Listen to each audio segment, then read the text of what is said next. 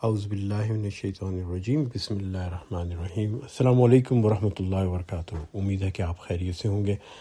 انشاءاللہ آج ہم سورہ نمبر 94 سورہ علم نشرح، جس کو سورہ انشراح بھی کہتے ہیں، اس کی تلاوت اور تفسیر کریں گے انشاءاللہ۔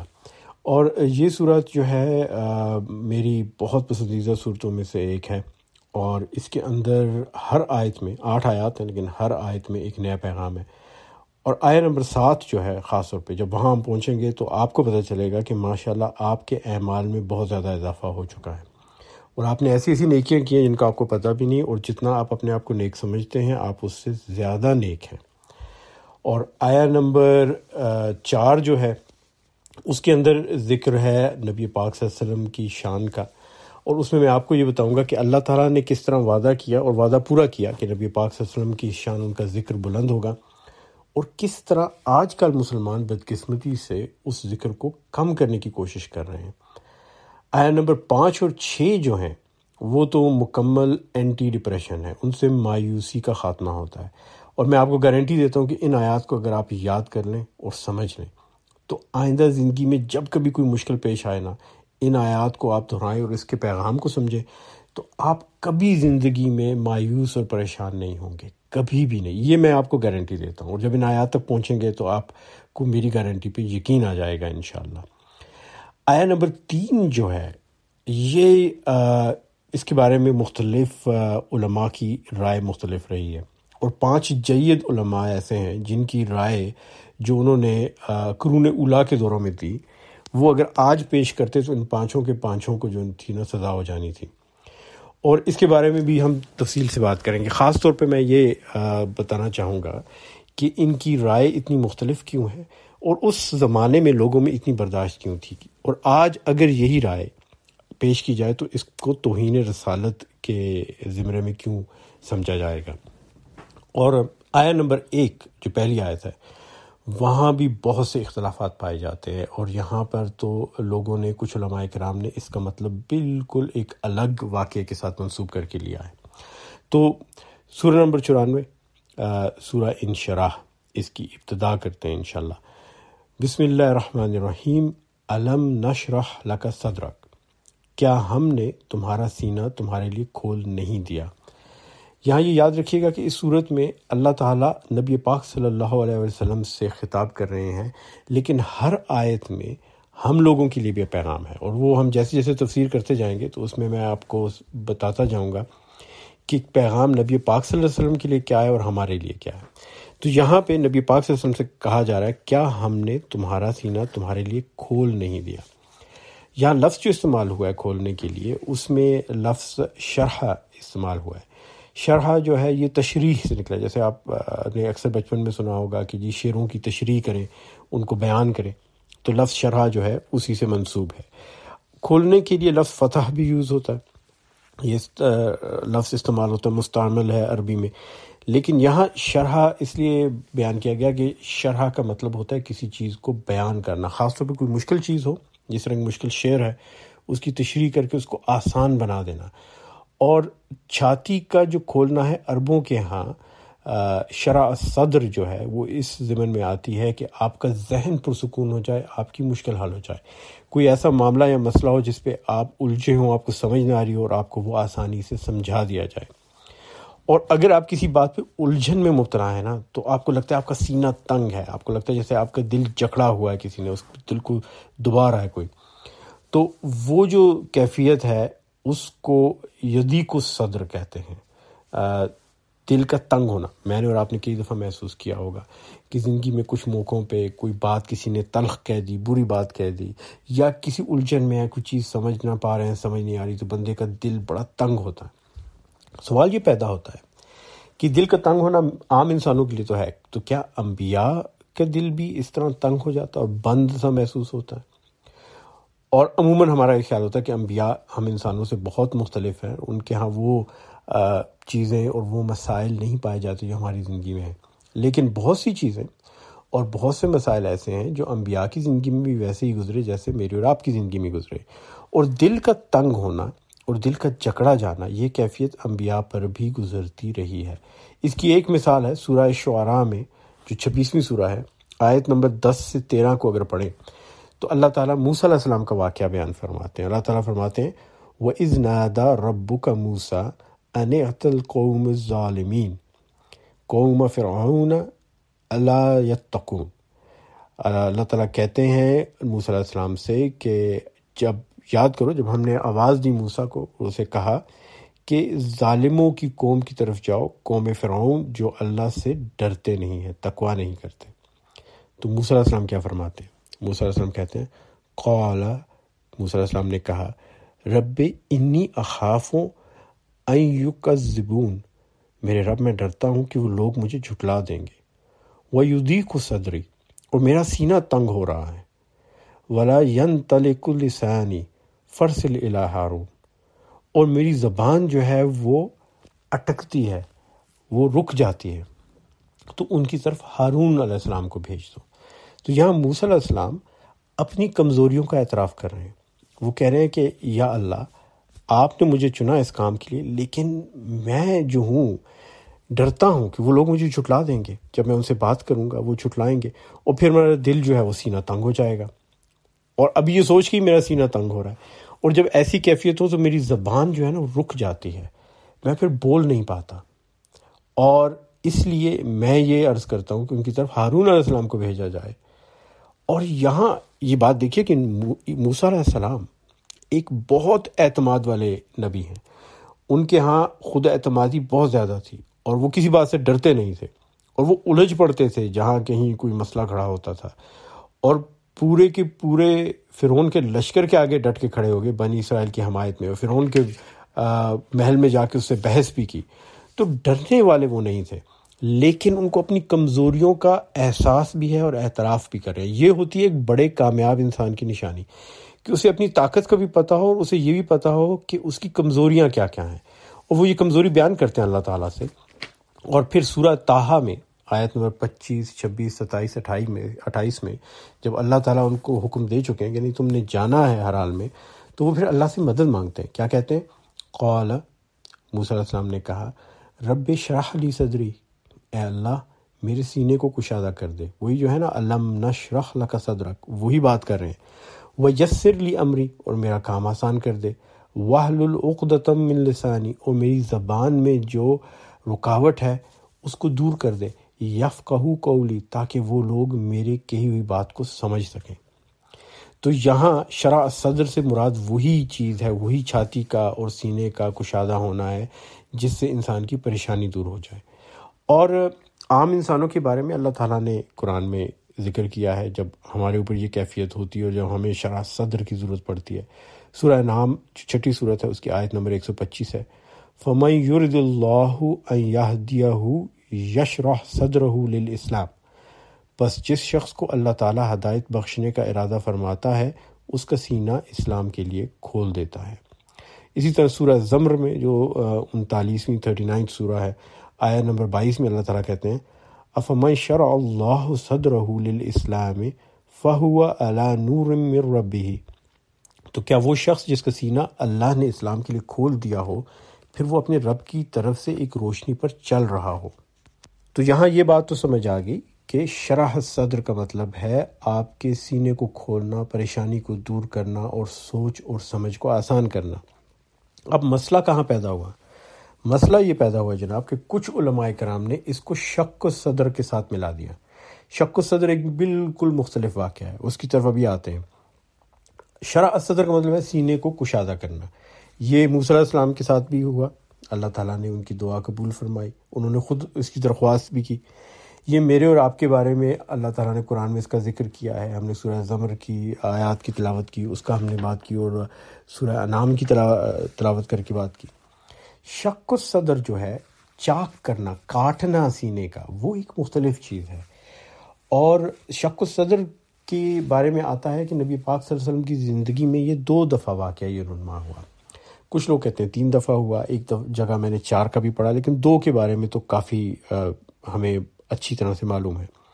نبی پاک صلی اللہ علیہ وسلم جب چھوٹے سے بچے تھے تو ان کو دائی حلیمہ سعدیہ اپنے ساتھ میں گاؤں لے گئی تھی پالنے کے لیے، اور اس کی ایک وجہ یہ تھی کہ نبی پاک صلی اللہ علیہ وسلم کی والدہ ان کی صحت ٹھیک نہیں رہتی تھی اور ان کے لیے بچے کو سنبھالنا مشکل تھا.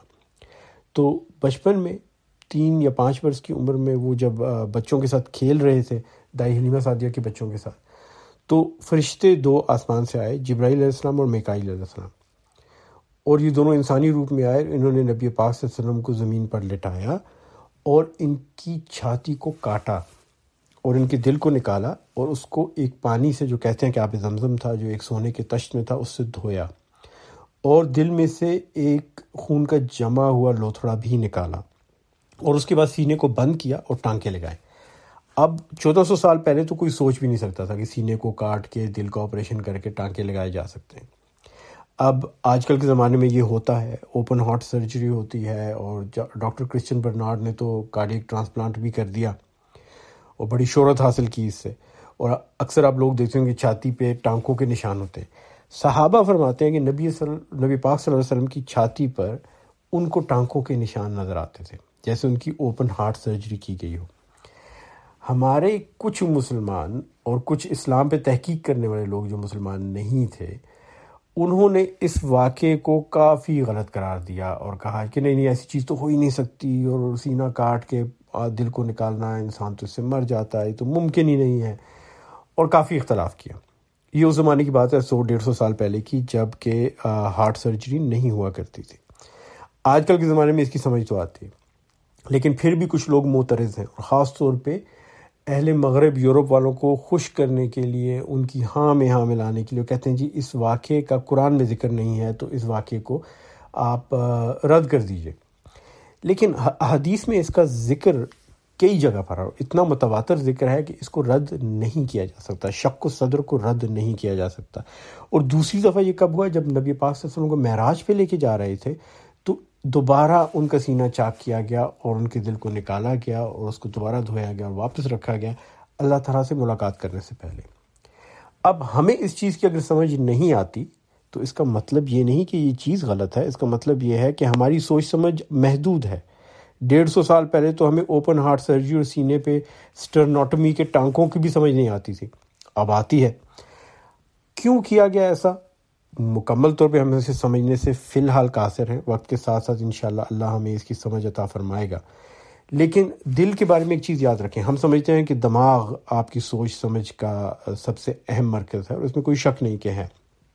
دل میں آپ کی زندگی کی جو برقی لہر ہے نا، وہ پیدا ہوتی ہے، جس کو ہم ECG پہ دیکھتے ہیں، وہ کرنٹ، وہ بجلی کی طرح کی لہر جو آپ کو زندہ رکھتی ہے. وہ دل کے اندر ایک جگہ ہے سائنو ایٹریل نوڈ. آپ کے دل کے جو 4 خانے ہیں ان میں اوپر کا دائیں کا خانہ، اس کی پچھلی دیوار پہ یہ جگہ بنی ہے جہاں سے یہ کرنٹ پیدا ہوتی ہے اور یہ آپ کو زندہ رکھتی ہے. ECG پہ ہم اسی کو دیکھتے ہیں. یہ کرنٹ پورے جسم میں جاتی ہے، آپ کے پاؤں تک جاتی ہے، آپ پاؤں کے اوپر بھی ECG کی تاریں لگا کے اس کو میئر کرتے ہیں. اور جب یہ کرنٹ چلی جاتی ہے تو ہم مر جاتے ہیں اور فلیٹ لائن آتی ہے ECG کے مانیٹر کے اوپر. تو دل کے اندر زندگی کا مرکز ہے، جو روح کا مرکز ہے، جہاں سے زندگی کی لہر اٹھتی ہے، وہ دل کے اندر سے اٹھتی ہے. اس کو صاف کرنا یا اس کے اوپر کوئی خاص عمل کرنا، اس کو مضبوط کرنے کے لیے، یہ اس چیز کا ثبوت ہے کہ نبی پاک صلی اللہ علیہ وسلم کو تیار کیا جا رہا تھا قرآن کے نزول اور وحی کے لیے. اور قرآن کے بارے میں اللہ تعالیٰ فرماتے ہیں کہ اگر یہ پہاڑ پر نازل ہوتا تو یہ اتنا وزنی عمل تھا وحی کا کہ پہاڑ پاش پاش ریزہ ریزہ ہو جاتا. تو نبی پاک صلی اللہ علیہ وسلم کے دل پہ جب وحی نازل ہونی تھی خلا میں سے، آسمانوں پر سے، تو اس کے لیے دل کو تیار کرنا ضروری تھا. دوسری دفعہ یہ عمل کیوں ضروری تھا کہ نبی پاک صلی اللہ علیہ وسلم 7 آسمانوں کا سفر طے کر کے اللہ تعالیٰ کے حضور جا رہے ہیں. عام انسانی جسم برداشت نہیں کر سکتا اس قسم کے سفر کو، خاص طور پہ انسان کا دل اور اس کی روح. اور میں ریڈیشن آنکولوجی کا علاج کرتا ہوں کینسر کے مریضوں کا، اور میں آپ کو بتاؤں کہ جب ہم پیس میکر والے مریض کے لیے ریڈیشن دیتے ہیں تو ہمیں ریڈیشن کی مقدار کم رکھنی پڑتی ہے. اور خاص طور پہ جہاں پیس میکر لگا ہو وہاں پر ہم کہتے ہیں کہ 2 گرے سے زیادہ ریڈیشن نہ جائے، ورنہ اس کے دھڑکن پیدا کرنے کے عمل میں خرابی پیدا ہوتی ہے. اور اگر ڈیفیبریلیٹر لگا ہو تو اس کو آف کرنا پڑتا ہے، ریڈیشن دے کے پھر دوبارہ آن کرنا پڑتا ہے، ری اسٹارٹ کرنا پڑتا ہے، کیونکہ ان کی لہروں میں خرابی پیدا ہو جاتی ہے. اور جو خلا کے اندر کاسمک ریڈیشن ہے ان کی انٹینسٹی کتنی زیادہ ہے، اور وہی اگر خلا سے آ رہی ہے اس کے ساتھ کیا انٹینسٹی ہوگی ہم نہیں جانتے. ہم تو اس ریڈیشن کی بات کر رہے ہیں جو اس دنیا میں ہم پیدا کرتے ہیں. جو خلا سے آ رہی ہیں اس میں نیوٹرینوز ہیں، اس میں اندیکھے ذرات ہیں، ایسی لہریں ہیں جن کا آج تک ہمیں علم نہیں، صرف ادراک ہے، ہمیں ایک اندازہ ہے کہ وہ آتی ہیں. تو اس کے لیے نبی پاک صلی اللہ علیہ وسلم کے دل کو اور ان کے دل میں اٹھنے والی زندگی کی لہر کو مضبوط کرنا اور اس کو محفوظ کرنا بہت ضروری تھا. وقت کے ساتھ ساتھ انشاءاللہ ہمیں اس کی بھی سمجھ آ جائے گی، لیکن شق الصدر ایک واقعہ ہے جس کو رد نہیں کیا جا سکتا. علامہ محمود آلوسی جو بہت بڑے عالم اور مفسر ہیں قرآن کے، انہوں نے ایک تفسیر لکھی، تفسیر روح المعانی. وہ فرماتے ہیں کہ شق الصدر شرع الصدر نہیں ہے، علم نشرح لک صدرک کے ساتھ اس کو ملایا نہ جائے. تو یہ بات جو ہے یہاں پہ واضح کر دینی چاہیے کہ یہ جو شرع الصدر ہے یہ وہ چیز ہے جو موسیٰ علیہ السلام کے لیے بھی ہوئی، جو میرے اور آپ کے لیے بھی اللہ تعالیٰ کرتا ہے، اور یہ شق الصدر نہیں ہے. آیہ نمبر 2، وَوَضَعْنَا عَنْكَ وِزْرَكَ، اور تم پر سے وہ بھاری بوجھ اتار دیا.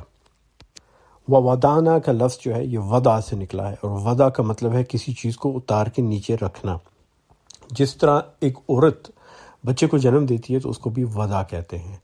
اسی طرح اگر کوئی شخص جکڑا ہونا زنجیروں میں، پابند سلاسل، جیسے غلاموں کو زنجیریں پہنائی جاتی تھیں، تو ان کی جب زنجیریں کھول کے پھینک دی جاتی تھیں تو اس کو بھی وضع کہتے تھے. اور وزر جو ہے، وزرک کا مطلب ہے تمہارا بھاری بوجھ. یہ ایک ایسے بوجھ کے لیے استعمال ہوتا ہے جس کو اٹھا کے انسان چل نہ سکے. اگر ایسا بوجھ ہو جس کو اٹھا کے آپ چلتے ہیں، مثلا ایک سامان کا تھیلا ہے یا بیگ ہے آپ اٹھا کے چل رہے ہیں، تو وہ حمل ہے. عورت جب بچے کو پیٹ میں اٹھا کے چلتی ہے تو وہ حاملہ ہوتی ہے.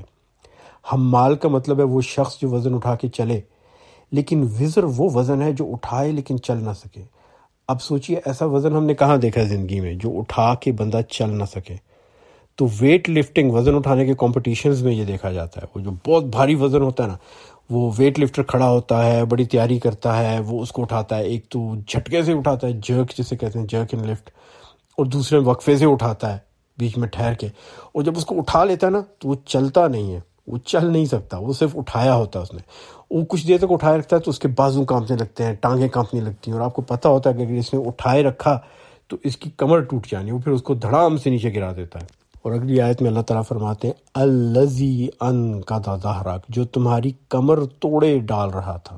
اتنا بھاری وزن اٹھایا ہوا تھا نبی پاک صلی اللہ علیہ وسلم نے جو ان کی کمر کو توڑے ڈال رہا تھا. بالکل جیسا ویٹ لفٹر اٹھا کے کھڑا ہے، اس کے بازو کانپ رہے ہیں، کمر پہ زور پڑ رہا ہے، ٹانگیں کانپ رہی ہیں، وہ کیفیت. لیکن یہ کیفیت جو ہے یہ ذہنی وزن کی ہے، یہ کوئی مادی دنیاوی وزن نہیں جو آپ نے اٹھایا ہو. آیہ نمبر 3 پہ ہم پہنچے ہیں، اور یہاں میں نے آپ کو کہا تھا کہ کچھ علماء مفسرین نے ایسی باتیں کی ہیں کہ اگر اس زمانے میں کرتے تو ان کو واجب القتل قرار دے دیا جاتا. یہ جو نقض ہے نا، نقض کا مطلب ہے کہ توڑنا، ٹوٹنا، بلکہ نقض سے مراد یہ ہوتا ہے جب آپ کسی چیز پر کوئی وزن رکھیں اور اس کے اندر سے آپ کو چٹخنے کی آوازیں آئیں نا، تو اس کو کہتے ہیں انقضا. اور اگر اس میں دراڑیں پڑ جائیں تو اس کا مطلب بھی یہ ہے کہ اب یہ ٹوٹنے والی ہے، انقضا ہونے والا ہے. تو الذی انقضا وہ وزن جو کہ توڑنے والا تھا، ظہرک تمہاری کمر. لیکن یہ وزن کیا تھا؟ اس کے بارے میں جو روایات آئی ہیں اس میں اختلاف ہے، بہت سی روایات ہیں. میں آپ کے سامنے 3 روایات پیش کروں گا اور پھر ایک چوتھا حل اپنی طرف سے پیش کرنے کی جسارت کروں گا. تو پہلی روایت یہ ہے جناب کہ نبی پاک صلی اللہ علیہ وسلم تلاش حق میں تھے، اللہ تعالیٰ کی ذات کو ڈھونڈ رہے تھے. جیسے ابراہیم علیہ السلام، آپ نے ان کا قرآن میں واقعہ سنا ہوگا کہ وہ سورج کو دیکھتے تو کہتے شاید یہ رب ہے، پھر چاند کو دیکھتے تو کہتے شاید یہ میرا رب ہے، ستاروں کو دیکھا تو کہا ہو سکتا ہے یہ رب ہوں، یہ خدا ہوں. تو اسی طرح نبی پاک صلی اللہ علیہ وسلم وہ تلاش حق میں تھے، وہ اپنے رب کو تلاش کر رہے تھے. انہیں پتہ تھا کہ یہ جو بت کعبے میں پڑے ہیں یہ تو رب نہیں ہے. انہیں یہ بھی پتہ تھا کہ کعبہ ابراہیم علیہ السلام اور اسماعیل علیہ السلام نے اس لیے نہیں بنایا کہ بت پرستی کی جائے. تلاش حقیقت میں وہ بہت اضطراب میں رہتے تھے، ان کے اوپر ایک وزن تھا، ایک بوجھ تھا کہ کون ہے اللہ، کہاں ہے وہ، کیا ہے اس کا اصل دین، کیا ہے اس کا پیغام۔ اور 40 برس کی عمر تک یہ حال ہو گیا کہ وہ غار ہرا میں کئی دن جا کے بیٹھتے۔ اگر آپ کو اتفاق ہو غار ہرا جانے کا تو آپ ضرور جائیے گا اور دیکھیے گا کہ وہ غار نہیں ہے، وہ پتھر کی سلیں ہیں 3 اطراف میں۔ اوپر جو چھت ہے اس میں سے پانی اور روشنی آتی ہے، اور اس کے اندر ایک شخص کے بیٹھنے کی اور ایک شخص کے آدھا کھڑے ہونے کی جگہ ہے، بہت چھوٹی جگہ ہے، اور وہ پہاڑ بہت اونچا ہے۔ اس پہاڑ پہ چڑھتے ہوئے کئی دفعہ مجھے رکنا پڑا، اور سانس پھول جاتا ہے انسان کا، اور انسان سوچتا ہے کہ نبی پاک صلی اللہ علیہ وسلم یہاں متواتر آتے تھے، ہر جمعے کو آ جاتے تھے، کبھی 3 دن 40 دن تک آ کے رہتے تھے، کھانا ساتھ لے آیا کرتے تھے، کئی دفعہ بیوی بچوں کو بھی لے جاتے تھے، جس طرح ہم پکنک پہ جاتے ہیں، لیکن بڑی مشکل جگہ ہے پکنک کرنے کی، لیکن وہ جاتے تھے۔ اور وہاں بیٹھ کے وہ یہی غور و خوض کرتے تھے کہ اللہ کی عبادت کیسے کی جائے، کون ہے اللہ، اس کی اصل عبادت کرنے کا طریقہ کیا ہے۔ تو یہ جو ایک تلاش حق تھا، اس کا ایک وزن تھا، اور وہ بہت زیادہ اس پریشانی میں گھرے ہوئے تھے۔ دوسری پریشانی نبی پاک صلی اللہ علیہ وسلم کی یہ تھی کہ ان کو پوری دنیا جہان کا غم تھا۔ وہ ایک شعر ہے امیر مینائی کا، بڑے مشہور شاعر ہیں، وہ کہتے ہیں خنجر چلے کسی پہ تڑپتے ہیں ہم امیر، سارے جہاں کا درد ہمارے جگر میں ہے۔ اور ایسے لوگ تاریخ میں گزرے ہیں۔ موسیٰ علیہ السلام کی مثال لیجئے، فرعون کے محل میں شہزادے بن کے پل رہے ہیں، لیکن بنی اسرائیل کا دکھ ہے اور درد ہے، اور اس دکھ اور درد میں انہوں نے اپنا محل چھوڑ دیا، اپنی زندگی کو آسانی سے نکال کے مشکل میں ڈالا، اور پھر فرعون سے جا کے پوری فوج کے خلاف ڈٹ کے کھڑے ہوئے اور کہا کہ بنی اسرائیل کو آزاد کرو۔ گوتم بدھ کا بھی یہی قصہ ہے، وہ بھی شہزادہ تھا، شادی شدہ تھا، ایک بچے کا باپ تھا، اس کے پاس اپنی حکومت تھی، اور لوگوں کے غم اور دکھ دیکھ کے وہ نکل گیا اپنی راج دہانی، اپنا تخت چھوڑ کے، اور وہ اس تلاش میں تھا کہ لوگوں کے مسائل کا حل کیسے کروں۔ نبی پاک صلی اللہ علیہ وسلم کی زندگی میں بھی ایسا ہی کچھ چل رہا تھا۔ وہ عرب معاشرے کو دیکھتے تھے، عربوں کے معاشرے میں بے تحاشا ناانصافی تھی۔ آج کل کے زمانے میں میرے اور آپ کے کیا ناانصافی ہوگی اور ہمارا کیا دکھ ہوگا، وہاں پر یہ حال تھا کہ جس کے پاس پیسہ نہیں، طاقت نہیں، تعلق نہیں، اس کو تو انصاف مل نہیں سکتا۔ اگر غیر ملکی ہے، تاجر ہے، کوئی اجنبی ہے، تو اس کو لوٹ مار دیا جاتا تھا۔ اور عربوں کے ہاں کچھ وقت ایسے بھی تھے جن میں وہ کہتے تھے کہ لڑائی نہیں کی جائے گی۔ 4 ماہ جو تھے، محرم، رجب، ذی القعد اور ذی الحج، ان کو وہ کہتے تھے یہ حرام مہینے ہیں، حرمت والے مہینے ہیں، ان کے اندر کسی قسم کی جنگ کرنا اور ناانصافی کرنا حرام ہے۔ تو ان میں وہ کہتے تھے کہ کوئی لڑائی جھگڑا نہیں ہوگا۔ لیکن نبی پاک صلی اللہ علیہ وسلم کی زندگی میں ہی 9 سے 10 سال تک انہی ماہ میں، خاص طور پہ ان مہینوں میں، عربوں نے 4 بڑی جنگیں کی، اور ان کو حرب الفجر کہتے ہیں۔ پہلی جنگ جو ہوئی، نبی پاک صلی اللہ علیہ وسلم اس وقت چھوٹے سے بچے تھے۔ اب قصہ سنیے کہ جنگ ہوئی کیسے، بڑا دلچسپ قصہ ہے کہ ایک شخص ہے بنی غفار قبیلے سے۔ یہ بنی غفار کون سا قبیلہ ہے؟ یہ وہی ہے جہاں سے حضرت ابو ذر غفاری سے، اور یہ بنو کنعانہ کے بڑے قبیلے کا چھوٹا قبیلہ کا حصہ تھا۔ اب ایک میلہ چل رہا ہے، اکاز کا میلہ، وہاں پہ ہلہ گلہ ہے، ناچ گانا ہو رہا ہے، جیسے میلوں میں ہوتا ہے۔ وہاں پہ جناب یہ بنی غفار کے جو حضرت ہیں، یہ لیٹے ہوئے ہیں زمین پہ، استراحت فرما رہے ہیں، آرام فرما رہے ہیں، اور لیٹے لیٹے انہوں نے فرمایا، پتہ نہیں ان کے ذہن میں کیا آیا، کہنے لگے کہ عربوں میں مجھ سے زیادہ عزت دار کوئی اور شخص نہیں۔ بیٹھے بیٹھے بڑک مار دی، بلکہ لیٹے لیٹے بڑک مار دی۔ پاس سے ایک شخص گزر رہا تھا بنو حوازین قبیلے کا، اس کو ایسا لگا، ایک غلط فہمی پیدا ہوئی کہ اس شخص نے، بنی غفار کے شخص نے، یہ بات مجھے دیکھ کے کہی ہے اور یہ مجھ پہ طنز کر رہا ہے۔ بنی غفار والے کو خوش فہمی تھی اور بنو حوازین والے کو غلط فہمی تھی۔ اس بات پہ اس نے تلوار نکالی، اور وہ جو بنی غفار کا بندہ لیٹا تھا اس کے پاؤں پہ تلوار سے وار کر دیا۔ بس پھر کیا تھا جناب، جنگ شروع ہو گئی۔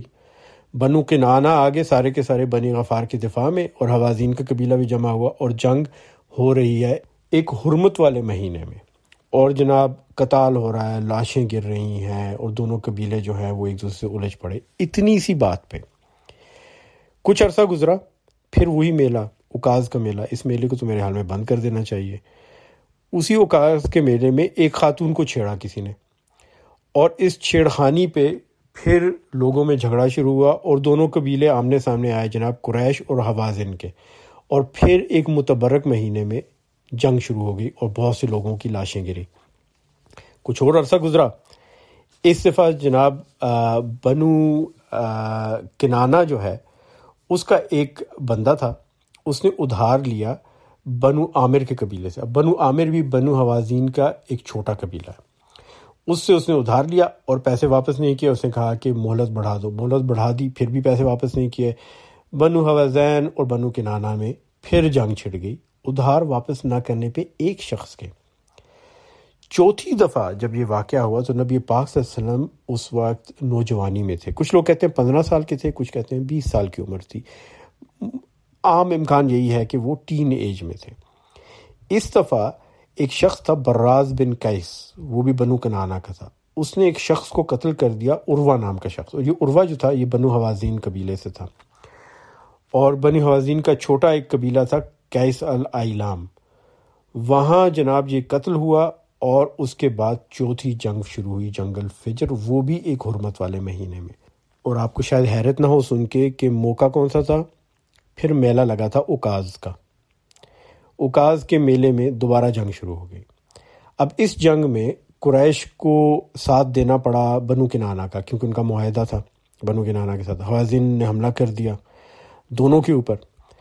حضرت ابو طالب نہیں چاہتے تھے اس جنگ میں جائیں، نبی پاک صلی اللہ علیہ وسلم بھی اس جنگ میں جانا نہیں چاہتے تھے، لیکن انہیں مجبور کیا گیا کہ بھئی قبیلے کے اوپر حملہ ہے، آپ کو جانا ہے۔ نبی پاک صلی اللہ علیہ وسلم 2 دفعہ گئے اس جنگ میں، اور کافی لمبی جنگ تھی یہ۔ دونوں دفعہ نبی پاک صلی اللہ علیہ وسلم نے قتال نہیں کیا، کسی شخص کو نہیں مارا، نہ ہتھیار اٹھایا، بلکہ بنو حوازین جو تیر چلاتے تھے وہ تیر ان کے علاقے میں جب گرتے تھے تو یہ ان تیروں کو اٹھا کے جمع کر کے اپنے چچا ابو طالب کو دیتے تھے۔ اب اس کی 2 وجوہات تھیں، ایک تو یہ کہ وہ تیر اگر ادھر چھوڑ دیے جاتے تو دشمن دوبارہ انہیں اٹھا کے استعمال کر سکتا تھا، دوسری یہ تھی کہ ان تیروں سے آپ اپنا دفاع کر سکتے تھے۔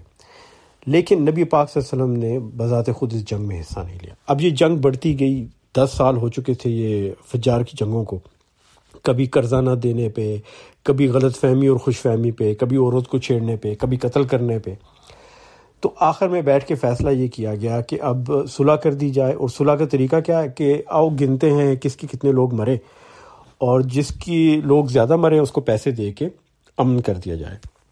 تو بنو حوازین جو تھے، حوازین کا قبیلہ، ان کو جب دیکھا گیا تو ان کی 20 لاشیں زیادہ تھی قریش سے، تو ان کو پیسے دیے گئے اور صلح ہو گئی۔ ان حالات کو دیکھ کے نبی پاک صلی اللہ علیہ وسلم کا دل بہت دکھا، اور جب وہ واپس آئے تو انہوں نے آ کر ایک ایسی تنظیم بنائی جس کا مقصد لوگوں کو انصاف دلانا اور صلح کرنا تھا، اس کا نام تھا حلف الفضول۔ اور اگرچہ کہ نبی پاک صلی اللہ علیہ وسلم نوجوان تھے، ٹین ایجر تھے، 15 سال سے 20 سال کے درمیان کی عمر تھی، لیکن انہوں نے اس تنظیم کو بنوایا بڑے بڑے سرداروں کے ساتھ مل کے، تاکہ عربوں کے ہاں انصاف کا کوئی طریقہ ہو، غریب کے لیے، مجبور کے لیے، بے بس کے لیے، اور کوئی صلح پسندی کا طریقہ ہو۔ لیکن اس تنظیم میں 2 بڑے قبیلے شامل نہیں ہوئے، یہ وہ بڑے قبیلے تھے، بنو امیہ بھی ان میں ہیں، جن کے پاس بہت پیسہ اور طاقت تھا، اور وہ سمجھتے تھے کہ ہمیں کوئی ضرورت نہیں ہے کسی قسم کے انصاف کے نظام کی، کہ ہمارے پاس تو اتنی طاقت اور پیسہ ہے کہ ہم اپنا انصاف خود حاصل کر لیتے ہیں۔ تو یہ جو نبی پاک صلی اللہ علیہ وسلم کے دل پہ بوجھ تھا پورے معاشرے کا، جس کو وہ حل کرنا چاہتے تھے، وہ اللہ تعالیٰ نے دور کر دیا ان کو اسلام کا پیغام دے کے۔ اسلام کا تو مطلب ہی امن ہے، لفظ سلم سے نکلا ہے، اور یہی خواہش تھی نبی پاک صلی اللہ علیہ وسلم کی کہ تمام انسانوں کے ہاں امن ہو، انصاف ہو، اور یہ وزن ان کے سینے سے، ان کے ذہن سے اللہ نے ہٹا دیا۔ لیکن آیت نمبر 3 میں نے آپ کو کہا تھا کہ کچھ علماء مفسرین کی رائے ایسی ہے جس پہ ان کے اوپر فتویٰ لگایا جا سکتا ہے کہ انہوں نے نبی پاک صلی اللہ علیہ وسلم کی شان میں گستاخی کی ہے۔ تو اب اس کی طرف آتے ہیں، اور بڑی احتیاط سے اب میں اٹھ کے بیٹھ رہا ہوں اور لمبا سانس لے رہا ہوں۔ بسم اللہ الرحمن الرحیم، بڑی غور سے سنیے گا۔ جو مفسرین یہ فرماتے ہیں ان میں طبری ہیں، اور طبری جو ہے وہ حوالہ دیتے ہیں مجاہد کا، قتادہ کا، الضحاک کا اور ابن زید کا، یہ 5 مفسرین ہیں۔ ان کا یہ کہنا ہے کہ نبی پاک صلی اللہ علیہ وسلم نے اسلام آنے سے پہلے کچھ گناہوں کا ارتکاب کیا تھا، اور وہ گناہ جو تھے اللہ تعالیٰ نے معاف کر دیے، اور یہاں یہ مراد ہے الذی انقض ظہرک، میرا اس سے مکمل اختلاف ہے۔ وزر کا مطلب عربی زبان میں گناہ بھی ہوتا ہے، لیکن میں اس بات کو نہیں مانتا، کیونکہ میری نظر میں انبیاء جو ہیں ان سے لغزشیں تو ہو سکتی ہیں، ان سے گناہ نہیں ہوتے۔ اب یہی بات اگر مجاہد، قتادہ اور یہ باقی علماء، طبری آج کل کے زمانے میں کہتے تو ان کی تو شامت آ جانی تھی۔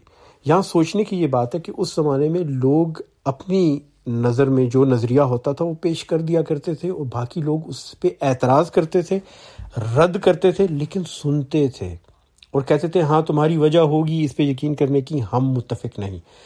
تو تاریخ میں اس نظریے کو لکھا گیا اور کہا گیا کہ فلاں فلاں مفسر نے کہا، اور یہ مفسرین بڑے اعلیٰ مفسرین ہیں، انہوں نے باقی بہت سی باتیں صحیح کی ہیں۔ ہر انسان سے غلطی ہوتی ہے، غلطی کا احتمال ہے، ہر انسان کے نظریات میں اختلاف ہوتا ہے، اور یقیناً ان کا یہ نظریہ ان کا ذاتی نظریہ تھا اور غلط ہے اور غلط تھا، لیکن ان کو کسی نے مارا پیٹا نہیں، کسی نے ان کو سزائے موت نہیں دی، کسی نے ان پہ فتویٰ نہیں لگایا کہ انہوں نے گستاخی کی نبی پاک صلی اللہ علیہ وسلم کی شان میں۔ لوگوں نے اس کو بس جیسا سنا ویسا لکھ دیا کہ ہاں ان کا یہ خیال تھا، لیکن غلط خیال تھا۔ جس طرح عبداللہ ابن مسعود کہتے تھے کہ سورہ فلق، سورہ ناس قرآن کا حصہ نہیں، یہ تو دعائیں ہیں جو نبی پاک صلی اللہ علیہ وسلم کو دیں۔ ان کا اندازہ غلط تھا، نبی پاک صلی اللہ علیہ وسلم کی احادیث ہیں جس میں انہوں نے ان کو سورت قرار دیا، لیکن وہ احادیث انہوں نے نہیں سنی تھی، تو لوگوں نے ان پہ فتوے نہیں لگائے، انہیں برا بھلا نہیں کہا، بس لکھ دیا کہ یہ عبداللہ ابن مسعود کا یہ خیال تھا۔ وہ دعا سمجھ کے پڑھتے تھے، ہم سورت سمجھ کے پڑھتے ہیں۔ لیکن یہاں میں یہ کہنا چاہوں گا کہ یہ بات ان کی جو ہے گناہ والی، یہ غلط ہے، لیکن نبی پاک صلی اللہ علیہ وسلم سے زندگی میں کئی دفعہ ایسی چیزیں ہوئیں، ایسے اعمال ہوئے جن پہ انہوں نے اللہ سے بہت استغفار کی۔ انہیں آپ گناہ نہیں کہیں گے، لیکن نبی پاک صلی اللہ علیہ وسلم ان پہ استغفار ایسے کرتے تھے جیسے کہ بڑے سے بڑا گناہ گار بھی نہیں کرے گا۔ نبی پاک صلی اللہ علیہ وسلم کو اللہ تعالیٰ نے گارنٹی دی تھی کہ وہ ہر حال میں جنت میں جائیں گے۔ یہ گارنٹی مجھے اور آپ کو مل جائے تو ہم شاید نمازیں پڑھنے بھی چھوڑ دیں، لیکن نبی پاک صلی اللہ علیہ وسلم ہر وقت استغفار کرتے تھے۔ زندگی کے آخری سال میں تو وہ اس دن میں کئی 100 دفعہ استغفار کیا کرتے تھے، اور اس کی دعائیں جو ہیں بہت مشہور ہیں، اور ان کا حدیث میں ذکر بھی ہے کیا کیا دعائیں وہ پڑھتے تھے۔ مثلاً عبس و تولی والی بات آپ کو یاد ہوگی کہ نبی پاک صلی اللہ علیہ وسلم بیٹھے قریش کے سرداروں کو تبلیغ کر رہے ہیں، تو ایک صحابی آئے جو اندھے تھے، اور انہوں نے آ کے ٹوک دیا، آدھے میں ان کی بات کاٹ دی، تو نبی پاک صلی اللہ علیہ وسلم کی تیوری پہ ہلکا سا بل پڑ گیا۔ اب اندھا بندہ تو نہیں دیکھ سکتا تیوری پہ بل ہے، لیکن اللہ تعالیٰ نے فوراً آیت بھیجی کہ آپ کو ایسا نہیں کرنا چاہیے تھا۔ اسی طرح سورہ الکہف میں ہے کہ لوگوں نے آ کے سوال کیے کہ موسیٰ اور خضر کا واقعہ بتائیں، اور ذوالقرنین کون تھے اور اصحاب کہف کون تھے، تو نبی پاک صلی اللہ علیہ وسلم نے کہا میں کل بتا دوں گا، انشاءاللہ کہنے بھول گئے، تو اللہ تعالیٰ نے وحی بند کر دی، اور اس کے بعد آیت نازل ہوئی، کہا کہ انشاءاللہ کہا کریں۔ تو نبی پاک صلی اللہ علیہ وسلم ان باتوں کو جو کہ بالکل گناہ نہیں ہیں، ان کو اپنے دل پہ لے لیا کرتے تھے اور بہت استغفار کرتے تھے۔ اور جو جنگ فجر میں یہ گئے اور وہاں پر جا کے حرب الفجر میں انہوں نے تیر جمع کیے، دشمن کے چلائے ہوئے تیر ری سائیکل کیے اور اپنے چچا کو پکڑائے، اس پہ بھی ان کا دل بہت مزمل اور بوجھل رہتا تھا کہ کیا پتہ یہ تیر آگے دوبارہ استعمال کیے گئے ہوں اور اس سے کوئی بے گناہ ناحق مارا گیا ہو۔ تو یہ سب وہ چیزیں ہیں جن کا بوجھ ان کے دل پہ تھا، اور اللہ تعالیٰ نے ان کو کہا کہ میں تمہارے دل سے یہ بوجھ ہٹا رہا ہوں۔ اور میری نظر میں جو میرا نظریہ ہے، یہاں پر جس بوجھ کا ذکر کیا گیا ہے اس میں یہ سارے بوجھ ہیں۔ اس میں تلاش حق کا بوجھ ہے، اس میں انسانیت کے غم کا بوجھ ہے، اور اس میں اس بات کا بھی بوجھ ہے کہ مجھ سے زندگی میں نبی پاک صلی اللہ علیہ وسلم کا یہ سوچنا تھا کہ کچھ ایسے فیصلے ہوئے ہیں جو میں بہتر کر سکتا تھا اور میں نے نہیں کیے، اور اللہ نے یہ سارے بوجھ ہٹا دیے یہ کہہ کے وَوَضَعْنَا عَنْكَ وِزْرَكَ الَّذِي أَنْقَضَ ظَهْرَكَ۔ اگلی آیت میں اللہ تعالیٰ فرماتے ہیں وَرَفَعْنَا لَكَ ذِكْرَكَ، اور تمہاری خاطر تمہارے ذکر کا آوازہ بلند کر دیا، یعنی نبی پاک صلی اللہ علیہ وسلم کا ذکر بلند کر دیا۔ ذکر سے مراد دو چیزیں، ایک تو ہے کوئی بات یاد کرنا، یاد کسی کی، تو نبی پاک صلی اللہ علیہ وسلم کی یاد بے شک اللہ تعالیٰ نے بہت بلند کر دی۔ دوسرا ہوتا ہے کسی کی شہرت، نیک شہرت، تعریف، اور اللہ تعالیٰ کا یہ وعدہ تھا کہ نبی پاک صلی اللہ علیہ وسلم کا نام ہمیشہ رہے گا۔ آپ یاد کیجئے کہ نبی پاک صلی اللہ علیہ وسلم کی نرینہ اولاد جب فوت ہو جاتی تھی تو کفار مذاق اڑاتے تھے اور کہتے تھے کہ یہ نام آگے نہیں چلے گا، کیونکہ نام تو باپ سے چلتا ہے۔ اور پھر ان کو یہ بھی زوم تھا کہ یہ جو پیغام ہے اسلام کا، اس کو آگے کون لے کے چلے گا؟ لوگ بہت کم اسلام قبول کر رہے تھے، اور اگر اولاد نہیں ہے، نرینہ بیٹے نہیں ہیں، تو وہ باپ کا پیغام لے کے آگے نہیں چلیں گے۔ تو وہ کہتے تھے کہ نعوذ باللہ نبی پاک صلی اللہ علیہ وسلم کا پیغام بے جڑ ابتر رہ جائے گا اور یہ نام بھی آگے نہیں جائے گا۔ اللہ تعالیٰ نے وعدہ کیا وَرَفَعْنَا لَكَ ذِكْرَكَ، تمہارا نام میں بلند کروں گا۔ اور آج دنیا میں سب سے زیادہ جو نام رکھا جاتا ہے نا، وہ ہے محمد صلی اللہ علیہ وآلہ وسلم کے نام پہ۔ سب سے زیادہ لوگوں کے نام میں محمد آتا ہے۔ یہاں ایک بات کا میں آپ سے ذکر کروں گا کہ عربوں کے ہاں تو یہ رواج ہے کہ محمد نام رکھ دیا جاتا ہے۔ جو غیر عرب ہے نا، ہمارے یہاں یہ رواج ہے کہ ہم محمد نام رکھتے ہوئے گھبراتے ہیں۔ ہم کہتے ہیں نہیں، اس نام کی شان کے مطابق کوئی نہیں ہے، اور کوئی اس شان کا ہو تو یہ نام رکھیں۔ تو ہم نام کے ساتھ تو لگا لیتے ہیں لیکن نام محمد نہیں رکھتے۔ اور ترکی والوں نے تو ایک اور کام کیا، انہوں نے ایک نیا لفظ، نیا نام ایجاد کر دیا، محمد، جو پہلے کبھی نہیں تھا، نہ ترکی میں نہ عربی میں۔ جس کو محمد نام رکھنا اس کو محمد نام رکھ دیتے ہیں اور کہتے ہیں محمد نہیں رکھا جاتا، یہ گستاخی ہو جائے گی۔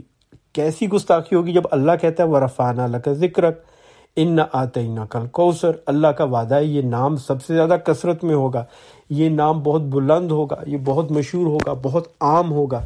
اللہ تعالیٰ نے تو شرط عائد کی نہیں کہ اس کے لیے نیک صالح ہونا ضروری ہے اور بچے کا خوبصورت ہونا ضروری ہے اور مومن بچہ پیدا ہو، گارنٹی ہو ساری عمر مومن رہے گا۔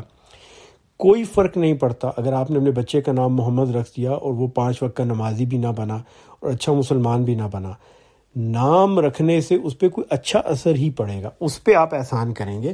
نبی پاک صلی اللہ علیہ وسلم کی شان میں کوئی گستاخی نہیں ہوتی یہ نام رکھنے سے، اور یہ اللہ کا وعدہ ہے، اور عربوں کے ہاں یہ نام رکھا جاتا ہے۔ اور ہم کوشش کرنے کے باوجود بھی پھر بھی نام محمد صلی اللہ علیہ وسلم جو ہے اس کو دنیا کے سب سے پاپولر، سب سے اہم اور مشہور ترین نام سے نہیں ہٹا سکے۔ دوسری بات، اللہ تعالیٰ نبی پاک صلی اللہ علیہ وسلم پہ درود بھیجتے ہیں، اور قرآن میں ذکر آیا ہے کہ اللہ اور اس کے رسول نبی پاک صلی اللہ علیہ وسلم پہ درود بھیجتے ہیں اور صلوات بھیجتے ہیں، اور لوگوں کو کہا گیا یا ایھا الذین آمنوا صلوا علیہ وسلموا تسلیما، ان اللہ وملائکتہ یصلون علی النبی، اللہ تعالیٰ خود اور اس کے فرشتے نبی پاک صلی اللہ علیہ وسلم پہ رحمت کی دعائیں بھیجتے ہیں۔ تو یہ بھی وَرَفَعْنَا لَكَ ذِكْرَكَ میں ہے۔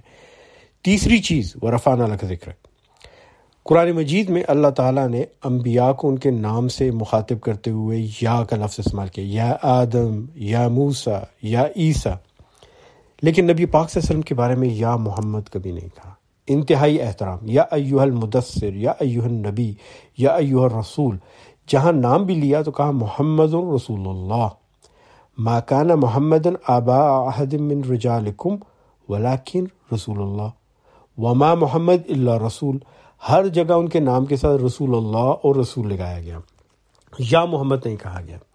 یہ بھی ان کی شان ہے وَرَفَعْنَا لَكَ ذِكْرَكَ۔ یہاں ایک لمحے کے لیے ٹھہر کے پھر سوچیں، ہم مسلمانوں میں باقاعدہ فرقے بنے ہیں اس بات پہ کہ یا محمد کہنا چاہیے۔ ہم کہتے ہیں یا اللہ ہے تو یا محمد بھی کہیں گے، اور ہم اس کو فخر سے کہتے ہیں اور دھڑلے سے کہتے ہیں اور جھگڑے کر کر کے کہتے ہیں۔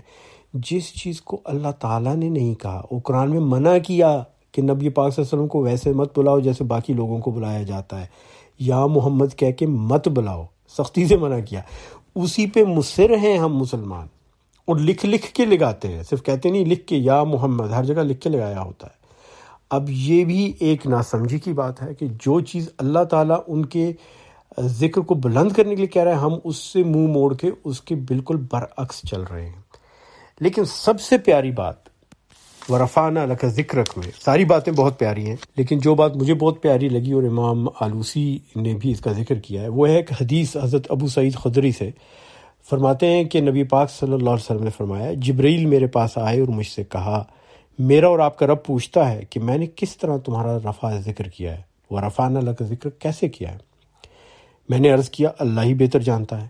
انہوں نے کہا اللہ تعالیٰ کا ارشاد ہے کہ جب میرا ذکر کیا جائے گا تو میرے ساتھ تمہارا بھی ذکر کیا جائے گا۔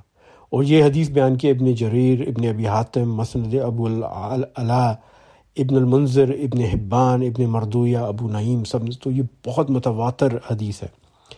تو اس سے زیادہ خوبصورت بات کیا ہوگی کہ اللہ کا ذکر سب سے بلند ذکر ہے، ان کے اللہ کے ذکر کے ساتھ نبی پاک صلی اللہ علیہ وسلم کا ذکر ہوتا ہے۔ لا الہ الا اللہ محمد رسول اللہ، اشہد ان لا الہ الا اللہ و اشہد ان محمد رسول اللہ۔ اور دیکھیے اذان پوری دنیا میں دی جاتی ہے، اور وقت کا جو ہے سلسلہ وہ ایسا ہے کہ کہیں شام ہے تو کہیں صبح، کہیں ظہر ہے تو کہیں عصر، 24 گھنٹے دنیا کے ہر کونے میں مسلمان ہیں، اور ہر ٹائم زون میں اذان کی آواز بلند ہوتی ہے، اشہد ان لا الہ الا اللہ و اشہد ان محمد رسول اللہ ورفعنا لک ذکرک۔ اور وہ بلند ہو رہا ہے، ذکر بلند ہو رہا ہے، اللہ کا وعدہ، گارنٹی پوری ہوئی۔ لوگوں نے بڑی کوشش کی، لوگوں نے کوشش کی اذان کو بین کرنے کی، لوگوں نے کوشش کی نبی پاک صلی اللہ علیہ وسلم کو یا محمد کہنے اور لکھنے کی، لوگوں نے کوشش کی محمد نام نہ رکھنے کی، لیکن اس کے باوجود وَرَفَعْنَا لَكَ ذِكْرَكَ، کیونکہ اللہ کی گارنٹی ہے اور وہ ذکر بلند ہوئے جا رہا ہے۔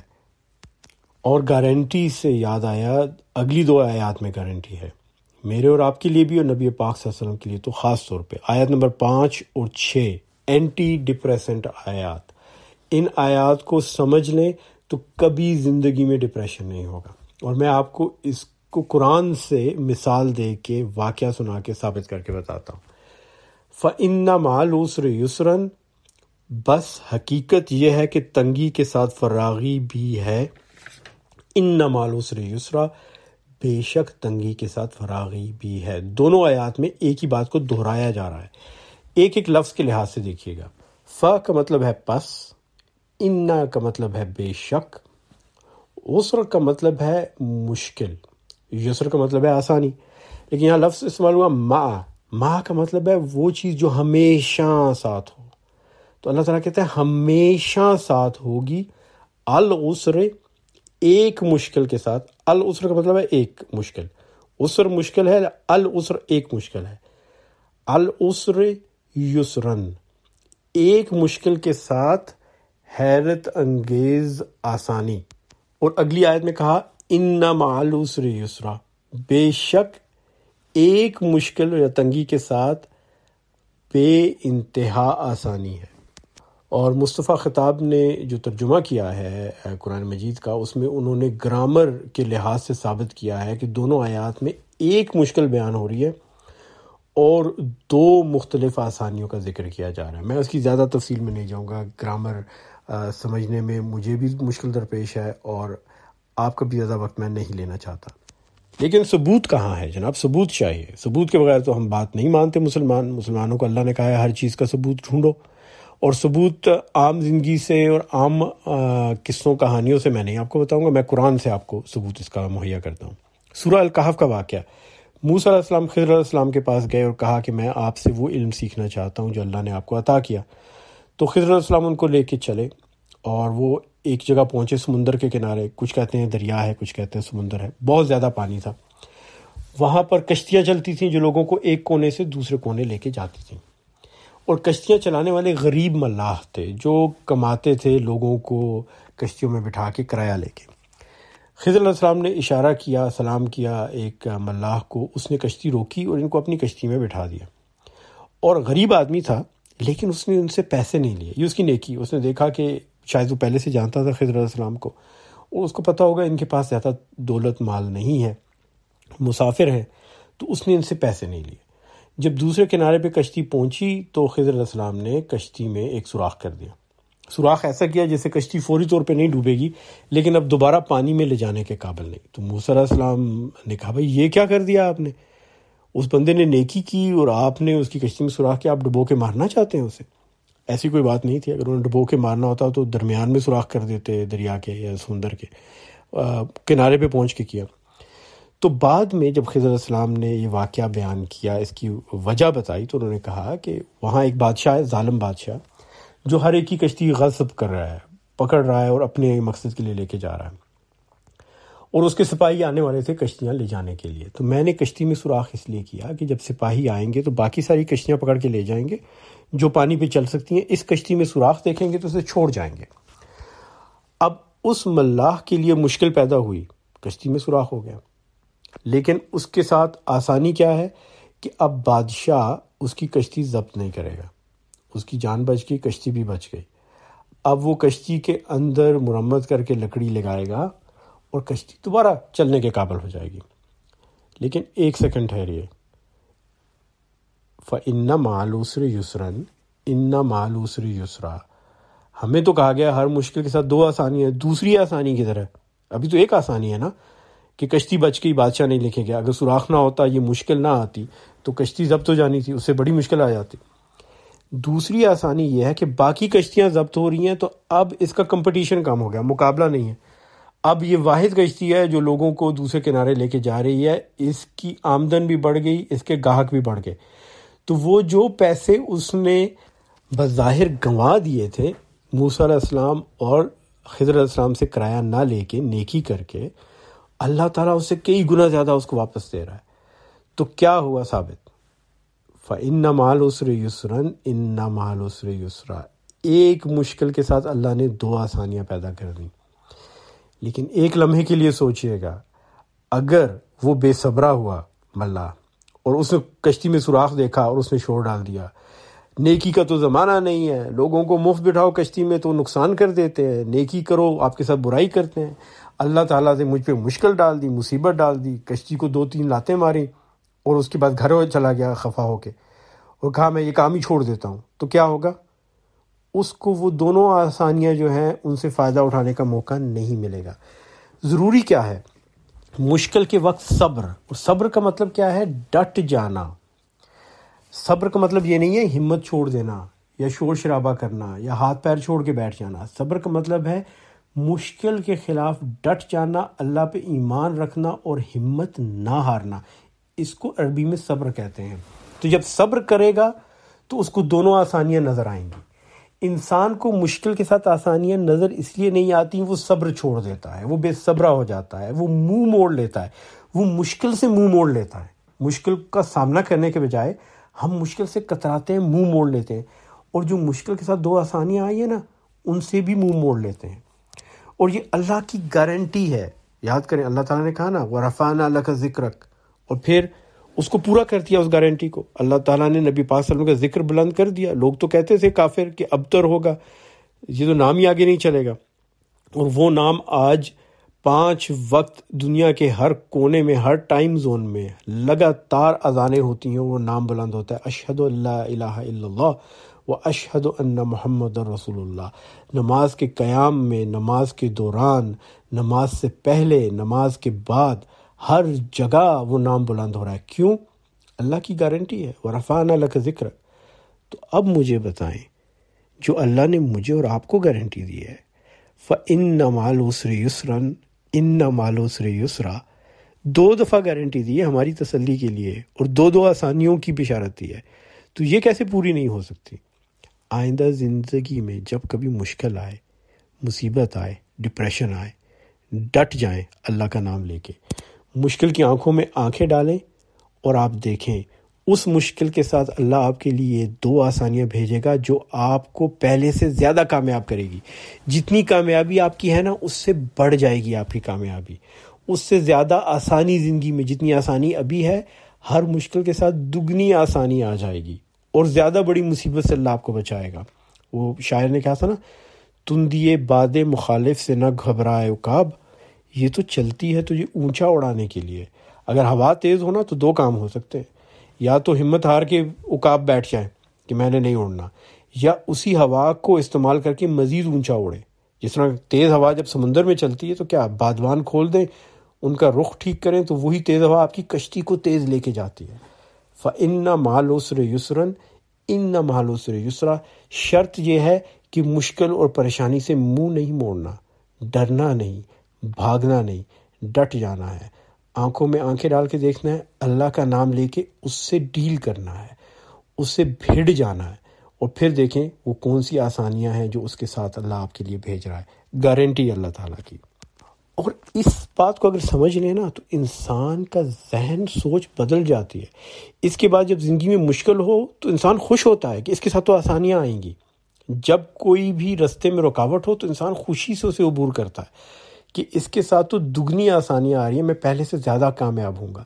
جو چیلنجز، جو مشکلات زندگی میں آ رہی ہیں وہ آپ کے لیے مزید کامیابی کا پیش خیمہ ہے، اور اگر آپ یہ سوچ پیدا کر لیں اور اس کو سمجھ لیں تو پھر زندگی میں مشکلات کو دیکھ کے آپ کے چہرے پہ مسکراہٹ آئے گی، آپ کے دل میں غم نہیں پیدا ہوگا۔ اور اب چلتے ہیں جناب آیا نمبر 7، فَإِذَا فَرَغْتَ فَانْصَبْ۔ یہاں میں نے وعدہ کیا تھا کہ آپ کو بتاؤں گا کہ آپ کتنے نیک ہیں، اور آپ کو گارنٹی سے بتاتا ہوں کہ جتنی آپ سمجھ رہے ہیں کہ آپ نیک ہیں، آپ اس سے زیادہ نیک ہیں، اور آپ کے اعمال میں بہت زیادہ اضافہ ہے اس کی نسبت جو آپ کے ذہن میں ہے۔ تو اس آیت پہ بات کرتے ہیں۔ فَإِذَا فَرَغْتَ فَانْصَبْ، لہٰذا جب تم فارغ ہو جاؤ تو عبادت کی مشقت میں لگ جاؤ۔ فَإِذَا کا مطلب تو ہے جب کبھی، فرغتا فارغ ہو جاؤ، فنصب نصب سے ہے، نصب کا مطلب ہے ڈٹ کے کھڑے ہو جانا، مشقت کرنا، ڈٹ کے کھڑے ہو جانا۔ نصب میں کھڑے ہونے کا مطلب ہے تہجد میں کھڑا ہونا۔ نبی پاک صلی اللہ علیہ وسلم کے لیے دن میں 6 نمازیں فرض تھیں، 5 نمازیں وہ جو میں اور آپ پڑھتے ہیں، 6ٹھی نماز تہجد کی جو سونے کے بعد وہ پھر اٹھتے تھے رات کے آخری پہر میں اور نوافل پڑھتے تھے، عموماً طاق پڑھتے تھے، یا 3 یا 5 یا 7، اور ان میں وہ خاص عبادت کرتے تھے اللہ کی جو اللہ نے ان پہ فرض کیا تھا۔ اب صحابہ جب یہ دیکھتے تھے تو صحابہ کہا کرتے تھے کہ یا رسول اللہ صلی اللہ علیہ وسلم ہم بھی پڑھنا چاہتے ہیں۔ نبی پاک صلی اللہ علیہ وسلم نے اجازت دی کہ ہاں آپ بھی پڑھ سکتے ہیں۔ کچھ چیزوں میں اجازت نہیں دی، مثلا نبی پاک صلی اللہ علیہ وسلم ایک روزہ رکھتے تھے جس کو صوم وصال کہتے ہیں، جس میں وہ ایک روزہ رکھتے اور پھر افطاری کے بغیر، سحری کے بغیر اگلے دن کا روزہ رکھتے اور پھر اس کے بعد افطاری کرتے۔ اور صحابہ ان کے پاس آئے، کہنے لگے ہم بھی ایسا روزہ رکھنا چاہتے ہیں 48 گھنٹے والا۔ تو نبی پاک صلی اللہ علیہ وسلم نے منع فرمایا کہ نہیں، تم نہیں رکھ سکتے، اور انہوں نے کہا کہ مجھے اللہ تعالیٰ رات کو غیب سے خوراک دیتا ہے۔ ان کے جسم کے اندر کچھ ایسا سسٹم تھا، ہو سکتا ہے شق صدر کی وجہ سے ہی ہو، کہ ان کے لیے خوراک مہیا ہو جاتی تھی، ہم انسانوں میں یہ نہیں ہے چیز۔ تو نبی پاک صلی اللہ علیہ وسلم نے سختی سے منع کیا کہ صوم وصال تم لوگوں نے نہیں رکھنا، مجھے رزق ملتا ہے رات کو اللہ کی طرف سے، چاہے کھانے کو کچھ ہو یا نہ ہو، میرے جسم کو رزق مل جاتا ہے، پانی بھی اور خوراک بھی، اس لیے میں رکھ سکتا ہوں، اور مجھے اللہ نے اس کا حکم دیا ہے۔ لیکن تہجد میں انہوں نے اجازت دے دی صحابہ کو کہ تم بھی رات کے آخری پہر میں اٹھ کے پڑھو۔ صحابہ نے پڑھنا شروع کر دیا۔ اب کچھ صحابی تھے میرے اور آپ کی طرح، وہ صبح اٹھ نہیں سکتے تھے، اس کی وجہ تھی ان کو صبح کام پہ جلدی جانا ہوتا تھا، تو رات کے آخری پہر میں اٹھنا مشکل ہوتا تھا، اور رات کو دیر سے سوتے تھے۔ کئی ایسے تھے جن کا کاروبار ایسا تھا کہ رات کو دیر سے فارغ ہوتے۔ تو وہ نبی پاک صلی اللہ علیہ وسلم کے پاس آئے اور کہنے لگے کہ یا رسول اللہ صلی اللہ علیہ وسلم، آپ تہجد پڑھتے ہیں، آپ تو یہ فنصب والا جو معاملہ یہ کرتے ہیں، اور کچھ اور صحابی بھی کرتے ہیں، ہم تو نہیں کر سکتے، ہم سے تو نہیں اٹھا جاتا آخری پہر میں، تو ہم اس عبادت سے محروم ہو رہے ہیں۔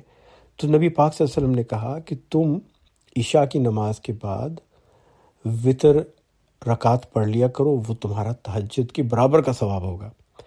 تو یہ جو وتر ہم پڑھتے ہیں نا عشاء کے بعد، یہ سنت نہیں ہے، نبی پاک صلی اللہ علیہ وسلم نے کبھی نہیں کیا ایسا، وہ آخری پہر میں پڑھتے تھے۔ یہ فرض بھی نہیں ہے کیونکہ قرآن میں اس کا ذکر نہیں آیا، یہ نفل ہے۔ لیکن ہمارے علماء کرام، اللہ ان کا بھلا کرے، انہوں نے اس کو واجب قرار دیا ہے، اور واجب کا مطلب کیا ہے؟ فرض۔ واجب اور فرض ایک ہی چیز ہے۔ سنت وہ کہہ نہیں سکتے تھے کیونکہ نبی پاک صلی اللہ علیہ وسلم نے پڑھا نہیں، فرض وہ کہہ نہیں سکتے تھے، اللہ کا حکم نہیں، تو انہوں نے فرض سے ملتا جلتا لفظ نکال دیا واجب۔ اور ماشاءاللہ ہم مسلمان خاص طور پہ غیر عرب باقاعدگی سے پڑھتے ہیں اس کو واجب سمجھ کے۔ اور خوشخبری آپ کے لیے یہ ہے کہ اگر آپ پڑھ رہے ہیں، اور مجھے یقین ہے کہ اکثر لوگ پڑھ رہے ہیں، پاکستان میں تقریباً سارے ہی پڑھتے ہیں، تو آپ تہجد پڑھ رہے ہیں کئی سالوں سے، آپ تہجد گزار ہیں، مبارک ہو۔ اور یہ سرپرائز قیامت کے دن کے لیے تھا کہ آپ کا اعمال نامہ کھلتا تو پتہ چلتا جی کہ 20 برس کی تہجد کی نمازیں ہیں، ان کا اجر مل رہا ہے، اور آپ کہتے کہ میں نے تو کبھی تہجد نہیں پڑھا، اور اتنی باقاعدگی سے تو بالکل نہیں پڑھا۔ تو آپ کو جواب ملتا کہ نہیں، جو آپ وتر پڑھ رہے تھے وہ سب تہجد ہے۔ تو میں نے آپ کا سرپرائز خراب کر دیا، معاف کیجیے گا، لیکن تھوڑا بندے کو خوشی دنیا میں بھی چاہیے ہوتی ہے، تھوڑا سا سرپرائز دنیا میں بھی مل جائے، ہمت بن جاتی ہے، خوش ہو جاتا ہے بندہ۔ تو مجھے تو کافی خوشی ہوئی جب مجھے پہلی دفعہ پتہ چلا کہ یہ جو واجب سمجھ کے میں وتر پڑھ رہا تھا، یہ اصل میں تہجد ہے، اور تہجد کے برابر ثواب ہے۔ تو اتنے عرصے سے پتہ ہی نہیں تھا، اور تہجد گزار تھے، تو کافی خوشی ہوئی یہ سن کے۔ تو مجھے امید ہے انشاءاللہ آپ کی بھی ہمت بدی اور آپ بھی خوش ہوں گے۔ اور اس کے بعد جناب آخری آیت، وَإِلَىٰ رَبِّكَ فَارْغَب، اور اپنے رب ہی کی طرف راغب ہو، محبت سے، عقیدت سے، خوشی سے اپنے رب کی طرف مڑو، ہر کام ختم کر کے واپس اپنے رب کی طرف مڑو۔ کیوں؟ اس لیے کہ ہر کسی نے اور ہر چیز نے، ہر شے نے اللہ کی طرف پلٹنا ہے، اسی کی طرف سب نے واپس جانا ہے۔ اور اللہ تعالیٰ کہتا ہے کہ جب یہ سب ہو جائے گا تم اپنے رب کی طرف محبت سے، خوشی سے واپس پلٹو۔ اور اللہ تعالیٰ نے قرآن میں یہ بھی فرمایا، یا ایھا النفس المطمئنہ ارجعی الی ربک راضیۃ مرضیہ، اے مطمئن نفس۔ میں نے پہلے بھی ذکر کیا تھا کہ اسلام میں اللہ تعالیٰ ہمیں یہ نہیں کہتا کہ خوشی کی تلاش کرو، خوشی ایک وقتی احساس ہے، اور خوشیاں جمع کر کے ہم میں سکون اور اطمینان ڈھونڈتے ہیں۔ اللہ تعالیٰ کہتا ہے کہ تم سیدھا سکون اور اطمینان کی طرف آؤ۔ یہ چھوٹی چھوٹی خوشیاں جو ہیں نا، یہ انسان کو سکون اور اطمینان نہیں دیتی، وقتی ہوتی ہیں، چنگاریاں ہوتی ہیں، سلگتی ہیں اور بجھتی ہیں۔ وہ جو آگ ہے جو آپ کو گرمی اور تپش اور روشنی دیتی ہے، وہ ایک مستقل کیفیت ہے سکون اور اطمینان کی، اور وہ چیز ہے جو اللہ ہم سے وعدہ کرتا ہے کہ میں تمہارے دل کو سکون دوں گا۔ تم چھوٹی چھوٹی خوشیاں لے کے جو سکون ڈھونڈتے ہو، میں تمہیں وہ سکون دوں گا کہ تم ہر وقت ایک خوشی کی کیفیت میں ہوگے۔ یا ایھا النفس المطمئنہ، اطمینان والا نفس اللہ دے گا ہمیں۔ ارجعی الی ربک راضیۃ مرضیہ، اپنے رب کی طرف ایسے پلٹو کہ وہ تم سے راضی اور تم اس سے راضی، تمہیں اس سے جو توقعات ہیں وہ ساری تمہاری پوری کرے، اور تم سے جو توقع ہے وہ ساری کی ساری انشاءاللہ تم پوری کرو اس کے ساتھ۔ اللہ تعالیٰ ہمیں اس قسم کا نصیب عطا فرمائے۔ وَإِلَىٰ رَبِّكَ فَارْغَب والا، جس میں ہم اللہ کی طرف راغب ہوں، اس کی طرف پلٹیں، اور ایھا النفس المطمئنہ ہوں۔ آمین ثم آمین۔ اور اللہ ہم سے راضی ہو، راضیۃ مرضیہ، اور ہم اللہ سے راضی ہوں، اور اللہ ہمیں وہ سکینہ، اطمینان، سکون، وہ خوشی عطا فرمائے جو ہمیشہ کی ہے، دنیا میں بھی اور آخرت میں بھی، اور اللہ ہماری سب مشکلوں کو آسان کرے۔ فَإِنَّ مَعَ الْعُسْرِ يُسْرًا إِنَّ مَعَ الْعُسْرِ يُسْرًا، اللہ ہمیں وہ آسانیاں دیکھنے کی توفیق عطا فرمائے، انہیں حاصل کرنے کی توفیق عطا فرمائے، اور ہمارے دلوں کو مضبوط کرے کہ ہم ڈر کے اور خوف سے، مشکلات سے بھاگے نہ، بلکہ صبر کے ساتھ، استقامت کے ساتھ ان کا سامنا کریں، اور ان آسانیوں کا حصول کریں جو ہر مشکل کے ساتھ اللہ نے وعدہ کر کے، گارنٹی کر کے بھیجے ہیں۔ اور دنیا اور آخرت میں اللہ تعالیٰ آپ کو اور مجھے، ہمارے سب خاندانوں کو، سب رشتہ داروں کو، آبا و اجداد کو، آل اولاد کو، آنے والی تمام نسلوں کو، اور تمام انسانوں اور تمام مخلوقات کو ایمان عطا فرمائے اور کامیاب و کامران کرے۔ آمین ثم آمین۔ بہت بہت شکریہ سننے کا، ان سب کا بہت بہت شکریہ جن کی وجہ سے یہ تفسیر ممکن ہے، خصوصاً یاسر سلیم کا جو انتھک محنت کرتا ہے اور اپلوڈ کرتا ہے، اپنے تمام کاموں کے باوجود وقت نکالتا ہے۔ اللہ تعالیٰ اس سے اور ہمیں دنیا اور آخرت میں اجر عطا فرمائے۔ آمین ثم آمین۔ اپنی دعاؤں میں سب کو یاد رکھیے گا، اللہ کی ساری مخلوقات کے لیے دعا کریں کہ اللہ انہیں ایمان اور کامیابی دنیا اور آخرت میں عطا فرمائے۔ السلام علیکم ورحمۃ اللہ وبرکاتہ۔